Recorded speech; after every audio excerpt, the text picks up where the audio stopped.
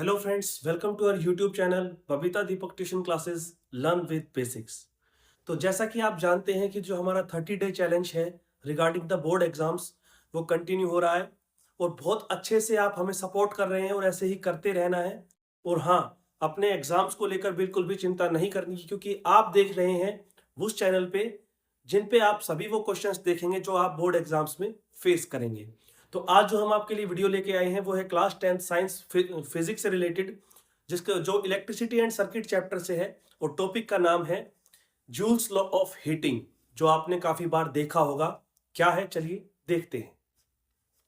Joules law of heating की mainly statement क्या है? Heat produced in a conductor is directly proportional to the square of current having resistance R and time T for which it is flowing. मतलब किसी भी conductor में कितनी heat produce हो रही है ये डिपेंड करता है उसके स्क्वायर ऑफ करंट, उसमें से कितना करंट पास हो रहा है उसका स्क्वायर, उस कंडक्टर का रेजिस्टेंस कितना है दैट इज आर, और कितने टाइम के लिए वो करंट फ्लो कर रहा है। अगर हम इसको साथ साथ देखते हैं तो H is directly proportional to I square R T और same equals to I R. Proportionality constant हमने यहाँ पे 1 लिया हुआ है, हेंस हमारे पास जो फॉर्मूला है that is H is equals to I square R T. ये आपको स्टेटमेंट के साथ याद रखना है। अब ये आया कहां से, चलिए देख लेते हैं। हमें पता है वर्क डन क्या होता है। वर्क डन क्या होता है? किसी भी चार्ज ने कितना काम किया है। ओके, चार्ज ने कितना काम किया है, कितना काम का मतलब हो गया अक्रॉस 2 पॉइंट्स, पोटेंशियल डिफरेंस, उसका वोल्टेज। ठीक है, तो Q को हम क्या लिख सकते हैं according to current, I is equal to Q upon T. तो Q का मतलब हो गया I इंटू टी। ओके, मैं लिख के दे सकता हूं I is equal to Q by T होता है। तो यहां से हमें मिल गया Q is equal to I into T. अब यहाँ पे I into T as it is V according to Ohm's law ये होता है। ओम्स लॉ क्या होता है, इसके लिए आपको मेरी पहली वाली वीडियोस देखनी पड़ेंगी और मैं गारंटी के साथ कहता हूं वो भी इंपॉर्टेंट टॉपिक है और आप उसको भी बोर्ड एग्जाम्स में देखेंगे। तो जल्दी से जाइए, इस वीडियो के बाद आप पहले ओम्स लॉ की वीडियो देखिए और फिर यहां पर आइए। Okay, V is equal to I R.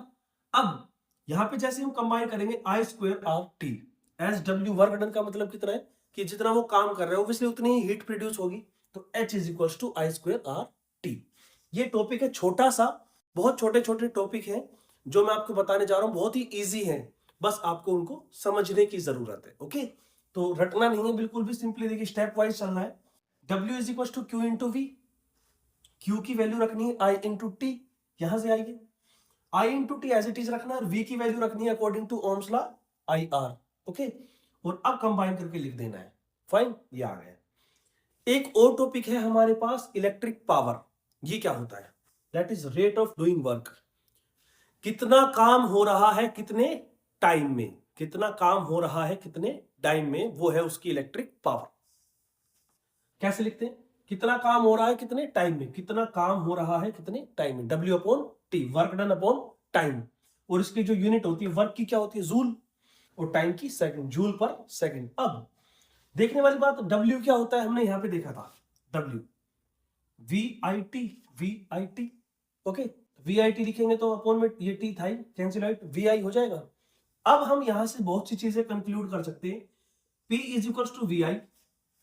Okay, P is equal to V is equal to I R होता है, और ये I मतलब आई स्क्वायर आर। ओके, ये हो सकता है।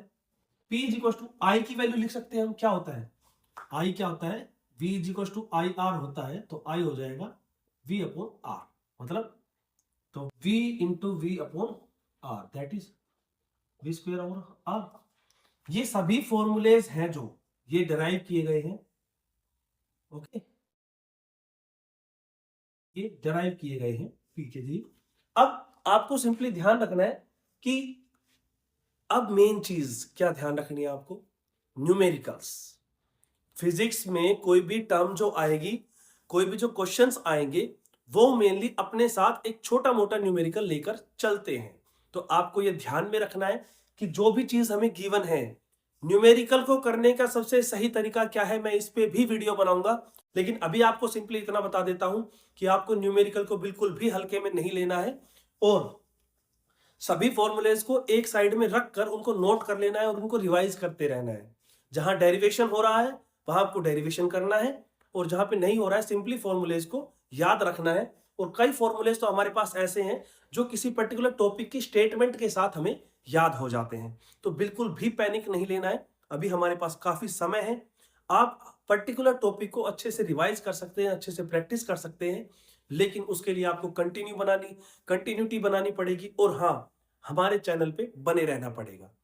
तो जल्दी से अब इस वीडियो को अगर आपको अच्छी लगी हो तो इसको जल्दी से जल्दी लाइक कीजिए, कमेंट करके हमें बताइए, और हाँ, शेयर जरूर कर दीजिएगा अपने सोशल प्लेटफॉर्म्स पे, ताकि ज्यादा से ज्यादा लोगों को इस बारे में पता लगे कि हाँ, आप वो सही टॉपिक्स पढ़ रहे हैं जो आप बोर्ड एग्जाम्स में फेस करने वाले हैं। और हमारे चैनल को सपोर्ट करना बिल्कुल भी मत भूलिएगा। Thank you very much.